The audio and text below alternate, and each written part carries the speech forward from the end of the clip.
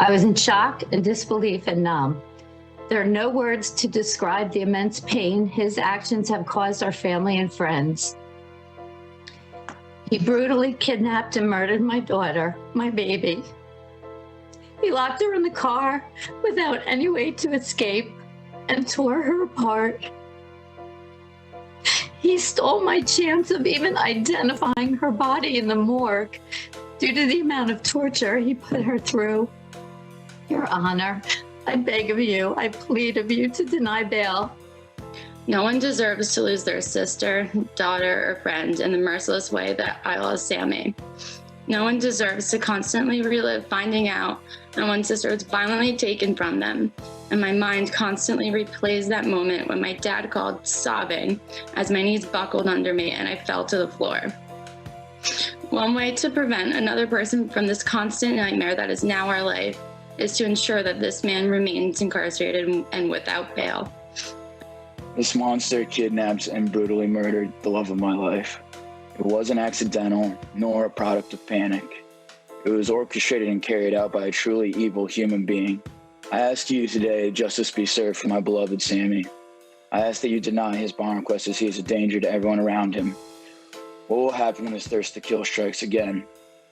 Judge, you would have loved her. She made everyone smile and laugh. This monster animal has taken Samantha Josephson away from all of us. To stab someone over 30 times and brutally kill a defensive 21-year-old non-threatening female is a monster, a danger to kill again. Knowing him coming up and basically spending most of our time together, even after he left college, and the goals that he had set for himself, the things that he wants out of life, does not remotely come close to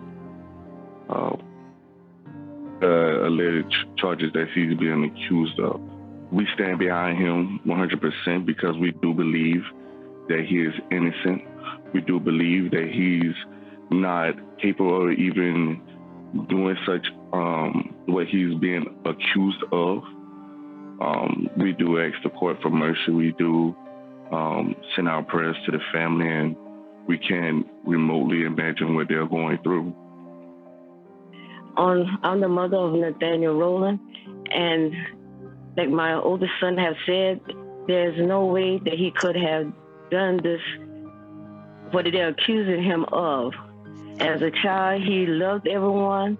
He gets along with everyone. He do what he can for everyone. He's a very respectful man. And I can't see my child do anything like that, harm anyone. He never have harmed anyone. Never. And I thank you all so much for hearing me. I've listened to everyone this morning, the officers, the state, the defense. This court makes a finding for purposes of this hearing that the defendant presents a danger to the community. And for that reason, the court denies the defendant's motion for bond at this time. So in this case, prosecutors say they have a lot of forensic evidence, and the crime scene is the vehicle that she got into. She thought she was getting into a rideshare. She was not getting into a rideshare. That's the prosecution theory. I spoke with Elizabeth Franklin Best, great criminal defense attorney, appellate attorney in South Carolina, and she outlined a couple of the issues that the defense may be going after in their defense of Nathaniel Rowland. Take a listen. We know that there were cleaning supplies found in the car. We still don't know exactly who purchased them. We know that there was a knife that was located, but from my understanding, that knife was not found in Mr. Rowland's house or his apartment, but in some sort of associate. So, I mean, who is that person? How did that gun get, or how did that knife get there? We also know that somebody attempted to use her ATM card on a couple of different occasions. I mean, what do we know about that? Who may have been responsible for that? All right, let's bring back in the think tank. Still with us, Eklund Mercy, Nima Rahmani, and Kirk Nurmi. Eklund, let me begin with you. The crime scene, the murder scene, is his car. I mean, his defense has to be that someone took his car and committed the murder. Did Eklund hear me? Yeah, now I do. So sorry, sir. That's okay. Eklund, the murder scene, the Yes. crime scene is his car. What's his defense? I mean, his defense has to be that someone took his car. So, yeah, but let him have it. That was a bond hearing. I don't know why was any of that allowed. The fact that it was a bond, we're just saying, can he do bond? Is he going to stay there? Is he going to commit other crimes? Will he threaten any witnesses? You're letting his family testify at a bond hearing is not reasonable. That should not have been done. And then you have his family just putting out there that he didn't do it. Like, we need to investigate. The purpose of that hearing was merely to see if he could make bond. And I didn't see any evidence besides the evidence that is supposed to be argued at trial saying that he can't be let out on bond. They didn't give him any criminal history. I didn't hear that being presented. All I heard was the facts in the case, and that's for a jury to decide. So I don't know what that was, and I don't know how that judge got that conclusion. Kirk Nurmi, I'm looking at this case. The crime scene is the defendant's vehicle. Come on, someone's got to steal his car or take his car and commit this murder in his car, because that's where it happened. I agree, Vinny. Ultimately, that's it. We see this car on surveillance. We see this poor victim get into this car. And you're right, the crime scene is right there in the car. Now, we heard in the earlier segment this talk about cleaning products in the car. To me, that's not exculpatory. That shows maybe there's an evidence of premeditation, that whoever was behind the wheel of this car, whoever was doing this, is in fact planning to do exactly what they did. So you're right, Vinny. I think it comes down to this very narrow defense, this idea, this potential that it wasn't his car. But that's really probably not much of a strong defense in this case. All right, Neiman, I want you to listen to one more piece of what Elizabeth Franklin Best told us. Again, South Carolina criminal defense attorney, knows this case. And she mentioned something about a potential alibi here.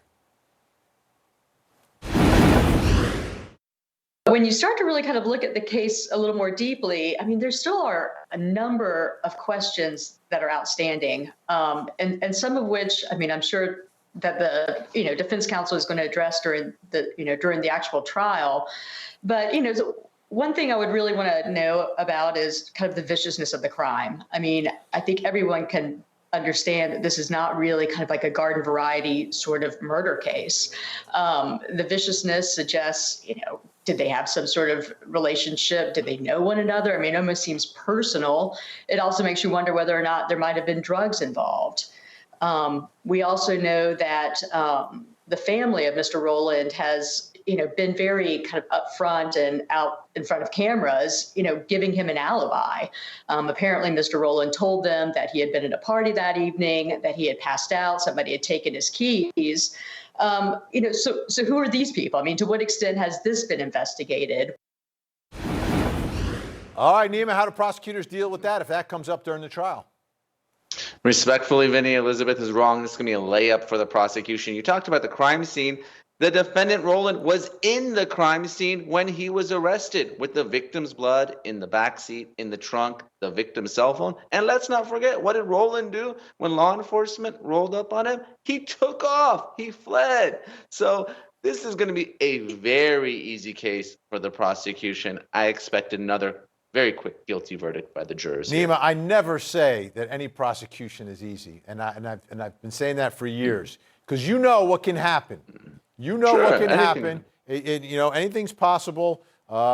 These trials are living, breathing things. You don't know what's going to happen next, but we shall see. This all is happening Monday. Monday, the trial against Nathaniel Rowland begins July 19th down in South Carolina.